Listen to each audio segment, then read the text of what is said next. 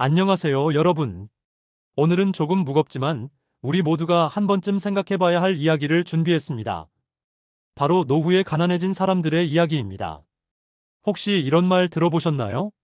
나는 괜찮을 거야. 우리 대부분이 젊었을 때 했던 생각이죠. 하지만 오늘 소개할 세 분의 이야기는 우리에게 중요한 교훈을 전해줍니다. 첫 번째 이야기는 67세 김철수 씨 이야기입니다. 30년간 중견기업에서 부장까지 올라갔던 김철수 씨.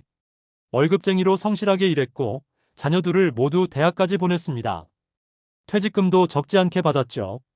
그때는 이 돈이면 충분하다고 생각했어요. 하지만 김 씨의 계획에는 몇 가지 변수가 있었습니다. 퇴직 후 2년 만에 아내가 큰 병을 앓게 되었고 의료비로 퇴직금의 절반이 순식간에 사라졌습니다. 자녀들의 결혼 자금 지원, 손주들 용돈. 착한 마음씨가 오히려 독이 되었습니다.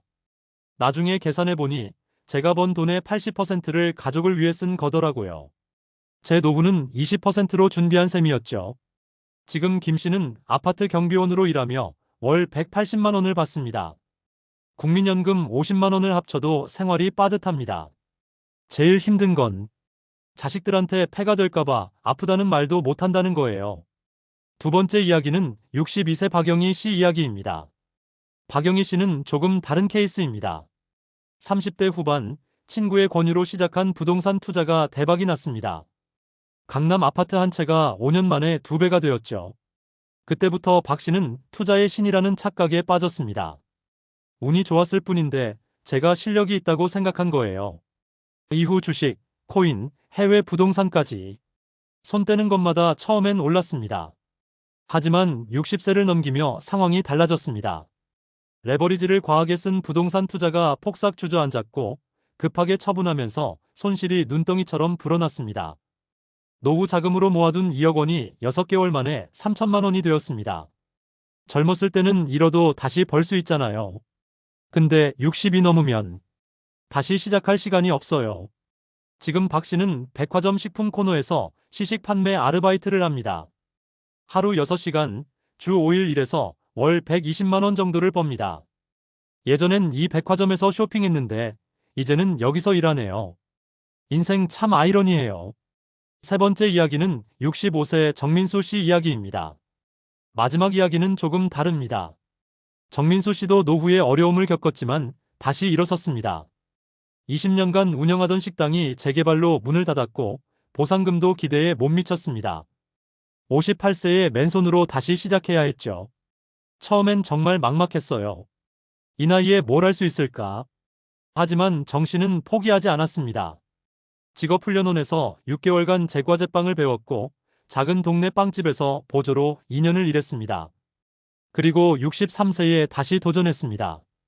큰 가게가 아닌 5평짜리 작은 베이커리였습니다. 처음엔 하루 매출이 5만 원도 안 될 때가 많았어요. 근데 포기하지 않고 매일 새벽 4시에 나와서 정성껏 빵을 구웠죠. 입소문이 나기 시작했습니다. 이 동네 할아버지가 만든 빵 진짜 맛있다고. 지금은 하루 평균 40만 원의 매출을 올립니다. 돈을 많이 버는 건 아니에요. 근데 제가 만든 빵을 맛있게 먹는 사람들 보면 그게 행복이더라고요. 통계를 보면 60세 이상 빈곤율이 40%를 넘습니다. OECD 국가 중 1위예요. 세 가지 공통적인 실수가 있습니다. 첫째, 의료비 과소평가입니다. 건강보험이 있어도 중증 질환 시 본인 부담금이 수천만 원 나올 수 있습니다. 둘째, 수명 과소평가입니다. 평균 수명이 85세를 넘었습니다. 65세 퇴직 후 20년 이상을 준비해야 합니다. 셋째, 투자 과신입니다. 노후 자금은 안정성이 최우선입니다. 나이가 들수록 보수적으로 가야 합니다. 김철수 씨가 말합니다. 제 이야기를 듣는 분들께 드리고 싶은 말은 노후 준비는 빨리 시작할수록 좋다는 겁니다. 그리고 가족을 사랑하되 자신을 먼저 챙기세요.